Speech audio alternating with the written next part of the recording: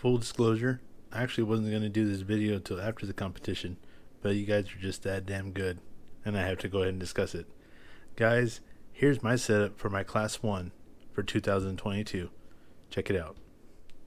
What's up, guys? RC Syndicate here. Hope you guys are doing well, and I appreciate the patience for you guys. Been a little bit since I posted a video, but kind of fell under the weather a little bit, but you know, things happen. It is what it is, but we're back at it. You guys have been super badass in the comment section talking about, you know, this Class 1 and how well it's done in the last video when my buddy Matt and I took him out and compared his Class 1 to my Class 1. Kind of apples to oranges, but you can still compare fruit, right? And that was the whole case. It's just running both these vehicles, looking at their setups, and just seeing where they can improve on both sides. Because just because this one has, on paper, way more money than Matt does, doesn't mean Matt is no slouch. That the TRX4 rather, can get down. This one can hold its own in its own right, but you know, Matt's a hell of a driver. So again, you guys saw the video, you guys noticed a few things, and if you guys haven't seen the setup on the original, or the original setup rather, I'll throw a link up here for you guys to check out. But you guys with the keen eye has seen something, and particularly I think it's around this view maybe that you guys have seen poking out right there. So I figured, let me go ahead and take the opportunity to go over this setup. So aesthetically, not much has changed from the last setup video, other than the fact that she has a hell of a lot more damage. Clearly still dirty from the last time I ran it, but really the only thing I've kind of done is in the back is actually threw some nitrous bottles in the back and put 2 jerry cans back there. Just something silly. I like ranking on the TRX4 guys because of all their accessories. So I figured out, you know what, hell, let me just go and join. So I threw a few accessories there myself. But I know you guys are not super interested about that. Let me go ahead and get this body off and show you what has changed this rig to like something nasty. The chassis was the first thing that did it. You guys, again, seen the first setup video, you know I'm running a G-Speed V3 chassis on this thing. Super phenomenal, badass part, badass chassis. Check them out, G-Speed. But just wait. Let me get it off so you guys can check it out. All right, guys. Again, excuse the mess because you know we're practicing with these rigs. So again, you guys have seen this. This is the 190 MG servo from Power Hobby. Awesome servo. Check out that video. I'll throw that up there for you guys also.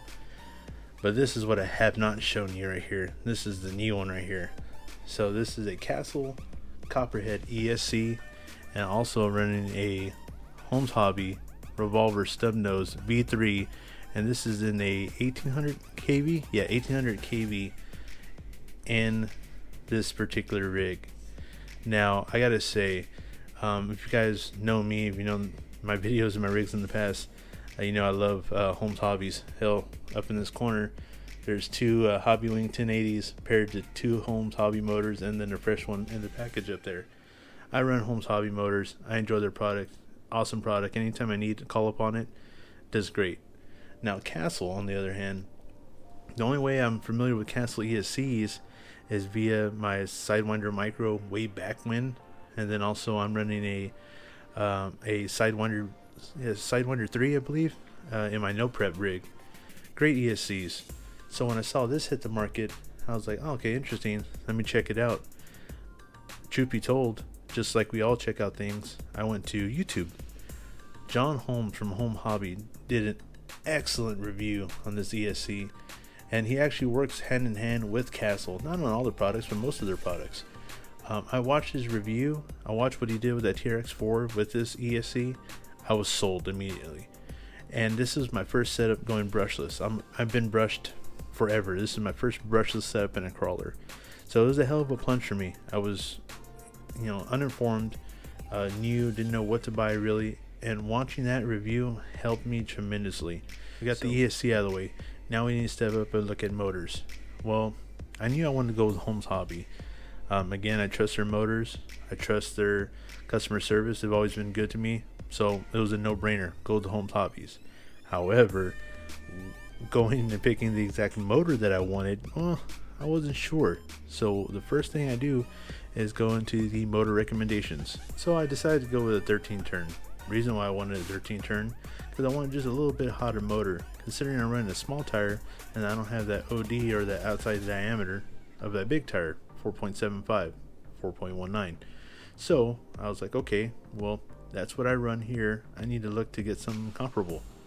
If you look at Holmes Hobbies, their motor recommendations breaks it all down for you.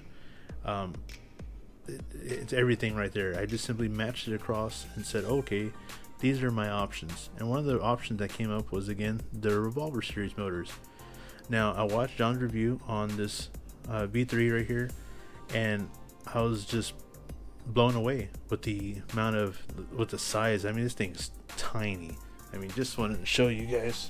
I'm actually doing this like impromptu real quick. Just want to show you.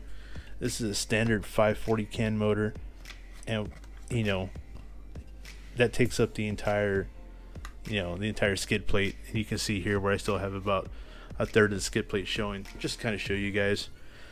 It takes up a lot smaller footprint, but despite it being smaller, I gotta tell you, the torque control and the speed control and the precision, it's freaking there. And again, knowing that I knew that this rig is going to be a small tire rig, I'm running on a heavier side because I got to meet a weight requirement that typically this rig's not that heavy. I knew that, okay, I can get away with this. I think, because you just never really know. So I took a gamble on it. It was a hell of an investment to go for the ESC and the motor at the same time. Again, my first brushless setup, but I took the plunge, and guys, it's been absolutely freaking phenomenal.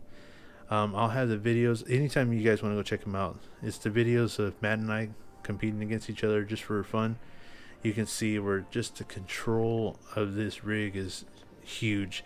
Just a 9-day difference going from brush to brushless. The control that this ESC and this motor is capable of, it's just nuts. I actually recently took this rig on a trip that a couple buddies and I did up in Austin, and we were just crawling, and I want to say it was about a mile or two, and we were out there for about 3 hours or so. Just a lot of slow crawling, but a lot of vertical, not so much lateral, just a lot of vertical climbing and stuff. And this rig did great. Never once did it overheat. The fan on top of the ESC was just keeping everything in check, and just ran great. I kept telling everyone that I was bone stock over there, because you just never never show your whole hand at the table. You gotta give them a little bit. But a lot of people have asked, and you know what? Shoot, we're in the business of sharing. That's how we all learn things. We share. So that's why I wanted to make this video, to show you guys that this, in fact, is the setup for 2022 for my Class 1. Guys, if it's your first time on the channel and you enjoy what you see, consider hitting that like button. If you want to continue to see more, consider hitting that subscribe button. If you're a returning subscriber, I appreciate your continued support. And as always, until the next one, y'all keep it safe. Hey, what would be really good for a competition rig? If I show everyone when I'm running. Nah. Yeah, that'll be fine, I'm sure.